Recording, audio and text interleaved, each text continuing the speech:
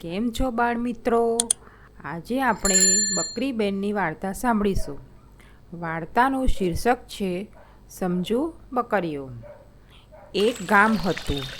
ગામની વચ્ચે એક નદી વહેતી હતી. નદી હંમેશા પાણીથી ભરેલી રહેતી હતી. નદીના બંને કિનારાને જોડતો એક લાકડાનો પુલ હતો. આ પુલ ખૂબ જ સાંકડો હતો. પુલ પરથી એક સમયે એક જ જણ પસાર થઈ શકતો. એક દિવસ આ પુલ પર એક કૂતરું પુલના એક તરફના છેડેથી આવતું હતું. એ જ વખતે પુલના બીજી તરફથી બીજું કૂતરું આવતું હતું. બંને કૂતરા પુલની વચ્ચે ભેગા થઈ ગયા.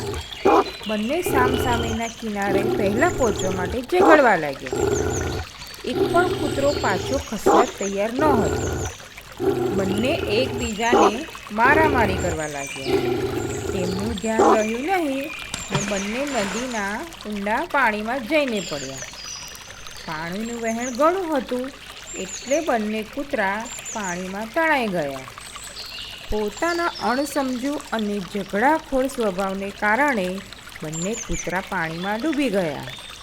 થોડી વાર પછી આ જ પુલ પર પુલના બંને છેડેથી બે બકરીઓ આવી. બંને બકરીઓ પુલ પર વચ્ચે ભેગી થઈ ગઈ. બંનેને સામસામે કાંઠે જવું હતું. બકરીઓ વિચારમાં પડી ગઈ. કાંઠે જઈ શકાય તેમ ન હતું. બકરીઓ સમજુ હતી.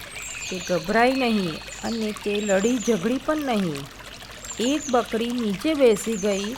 બીજી બકરી તેના ઉપર થઈને આગળ નીકળી ગઈ. એક બકરી કૂદીને આગળ નીકળી ગઈ પછી જે બેઠેલી બકરી હતી તે પણ ચાલવા લાગી. આમ બંને બકરીઓ પોતપોતાના રસ્તે ચાલી ગઈ. જોયું ને બાળકો, કેવી સમજુ હતી આ બકરીઓ. બાળકો, આ વાર્તા પરથી આપણને શીખવા મળે છે કે જો આપણે એકબીજા સાથે સાથ સહકાર અને સમજદારીથી કામ લઈએ તો સમજુ બકરીની જેમ મુશ્કેલીમાંથી રસ્તો કાઢી આગળ વધી શકીએ. પણ જો એકબીજા સાથે લડીએ ઝઘડીએ તો આપણી હાલત પણ પાણીમાં તણાઈ ગયેલા કૂતરા જેવી થાય. બાળકો, તમને આ વાર્તા કેવી લાગી? અમને લાઈક અને શેર કરીને ચોક્કસ જણાવો. અને હા, આવી સરસ વાર્તાઓની મજા લેવા માટે અમારી ચેનલને સબસ્ક્રાઈબ કરો.